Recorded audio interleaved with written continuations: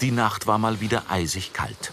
Sehnlichst wartet Michael Cediusa auf die Eisheiligen. Denn seine Kunden fragen schon nach Sommerblumen. Ständig läutet sein Handy. Ich bin jetzt selbstständig, ich entscheide selber, obwohl es ist anstrengend. Zwischen der Arbeit, Kunden rufen immer wieder an, jeder braucht was. Ich muss kurz Pause machen, dann muss ich am Telefon, weil die Kunden auch will was von mir, die fragen, wann kommst du? Vor 3 Monaten übernahm er den Gartenbaubetrieb von seinem ehemaligen Chef. Und dazu an die 15 Stammkunden. Sein Werkzeug lagert in diesem Container. Gleich geht es zu einer Metzgerei in Pöcking. Dort wird sich der Junggärtner um Pflanztröge und Beete kümmern. Muss ich immer diese Blumen zaubern. Unkraut weg, neue Erde rein. Wenn eine Pflanze fällt oder kaputt, muss ich neue bestellen, dann reinpflanzen. Einfach sauber zu machen. Nur nichts vergessen. Ich brauche auch ein bisschen Dünger, Pflanzen zu düngen, weil jetzt ist die richtige Zeit zum Düngen. Jetzt muss es schnell gehen. Die Metzgerei liegt direkt an der Hauptstraße. Die Besitzer sind Stammkunden. Im letzten Jahr war Michael Cediusa noch gemeinsam mit seinem Chef hier. 6 Stunden sind für den Auftrag eingeplant, wenn nichts schief läuft. Die treibt wieder jetzt, das heißt, es ist noch gut. Ich muss nur ein bisschen düngen, neue Erde drauf machen, dann passt. Ein bisschen gießen auch. Los geht es mit dem Jäten, Zupfen und Umgraben. Auch das wuchernde Unkraut auf dem Gehweg muss weg. Seit fast 8 Jahren arbeitet der 40-Jährige schon als Gärtner in Pöcking. Alles, was er kann, hat er hier gelernt. Sein Kunde, Seniorchef Siegfried Lutz, schätzt seine Genauigkeit. Guten Morgen. Ja. Michael. Hallo. Hallo, geht's? Ja, geht's Du machst ein bisschen bunte Sachen auch rein, gell? Ja. Bunt. Ja. Keine leichte Arbeit ist es ja nicht, gell? Aber er ist ja noch jung. Er kann schon noch was schaffen. Ja, genau. Er wird ja aufgenommen in der Gemeinde. Vorurteile gibt es keine. Nein. Bestimmt nicht. Der Metzgermeister wünscht sich Sommerblumen. Eigentlich noch zu früh. Lieber mal auf Nummer sicher gehen. Du hast mir gesagt, die Sommerfrohe kommt rein, oder? Sommerfrohe auch, aber die kommt erst am Mai. Danke, schönen Tag, Papa. Tschüss. Tschüss. Und mit wem haben Sie jetzt telefoniert? Meine vorige Chef ist wie meine Papa. Ja. Vor 9 Jahren ist Michael Cediusa aus Uganda geflohen. In seiner Heimat hat er Schlimmes erlebt. Seine Eltern sterben, als er 10 ist. Nach der Grundschule schlägt er sich mit Gelegenheitsjobs durch. Über den Grund seiner Flucht redet er nur ungern. Es ist politische Probleme, mehr nicht, weil es zu viel, ich kann nichts alles erkennen. Aber das war politische Problem, das ist das Grund.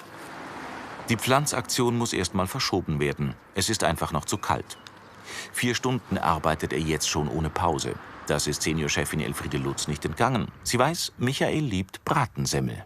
Eine Brotzeit. Meine Brotzeit? Jawohl. Es ist noch nichts Mittag. Das macht nichts. Ja, vielen Dank. Brotzeit isst man vor Mittag. Für mehr hat er heute keine Zeit. Es ist sehr stressig im Moment. Du arbeitest immer mit Druck. Du sollst hier schaffen, aber manchmal klappt es nicht. Mitte Mai wird er die Sommerblumen nachliefern. Ich habe gedacht, dass heute fertig wird, aber heute nicht, weil ich habe keine Zeit. Ich muss zu den nächsten Kunden gehen. Rein zufällig ist der Junggärtner am Starnberger See gelandet. Allein in Pöcking gibt es rund 5 Gartenbaubetriebe und reichlich Kunden mit parkähnlichen Anwesen. 10 Minuten später im Nachbarort bei einer Stammkundin. Michael, good to see you. Danke, danke. Wie geht's Ihnen? Mir geht's gut. In diesem riesigen Garten hat er im Herbst mehrere Sträucher gepflanzt. Heute sollen die hinteren Stöcke des Rosenbeetes gestutzt werden. Ich würde auch gerne, Michael, das muss ich mal schauen, wir hatten einen dritten Lavendel, einfach weil das hübscher aussah. Aber die Rose eigentlich, wir müssen auch, die haben spezielle Erde für Rosen. Wir müssen die muss ich holen. Rosenerde. Rosenerde, also nicht bei einem normalen Kompostierung. Rosenerde. Rosenerde. Wie zum Beispiel Rosen richtig zu schneiden sind, hat er von seinem damaligen Chef gelernt. Zusätzlich Fachbücher gewälzt. Sein Ziel ist es, möglichst bald die Prüfung zum Gartenbauer abzulegen. Es ist ein bisschen spät zum Rose schneiden, aber muss was gemacht werden.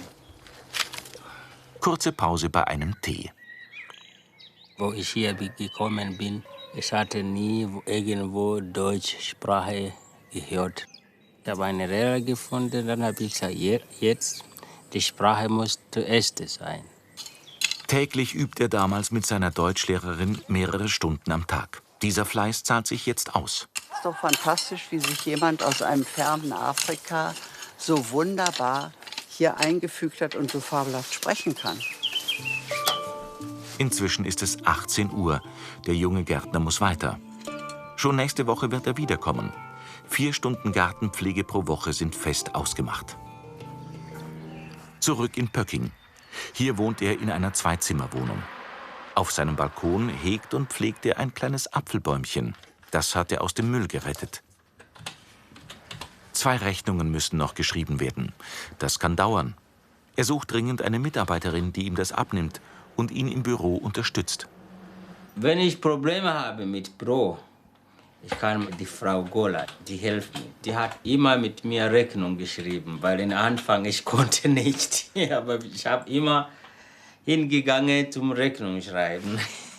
Ja. Frau Goller ist seine Deutschlehrerin. Sie wohnt in Tutzing. Die pensionierte Chemotechnikerin hat ihn vor 9 Jahren beim Ökumenischen Helferkreis kennengelernt. Das ist das, was wir gebraucht haben, die Mitgliedschaftsbescheinigung. Der Maiko war mir gegenüber gesessen, du bist auch den ersten Tag da gewesen und ich auch. Wir haben gedacht, okay, probieren wir es halt. Maiko, wie ihn Heide Goller nennt, schaut 2-mal pro Woche vorbei. Doch in letzter Zeit musste er ihr öfters absagen. Ja, ich vermisse dich auch immer. Ich wollte immer kommen, aber schaffe ich Bist dieses du ganz müde am Abend, gell? Mhm. Nichts so ganz müde, aber ich habe viel zu tun. Und sie ist wie meine Mutter. Ohne sie konnte ich nichts weitergehen. Auch jetzt, auch wenn ich in meinem Beruf bin, dann bin ich sehr beschäftigt oder eine Woche oder 2 Wochen nichts hier gekommen bin ich sehr traurig. Gerade hilft sie ihm, die Niederlassungserlaubnis zu beantragen, ein unbefristeter Aufenthaltstitel. Dann hätte er endlich Gewissheit für seinen kleinen Gartenbaubetrieb. Ich habe eigentlich einen richtigen Beruf gefunden. Ich fühle mich wohl, wenn ich in einem Garten bin.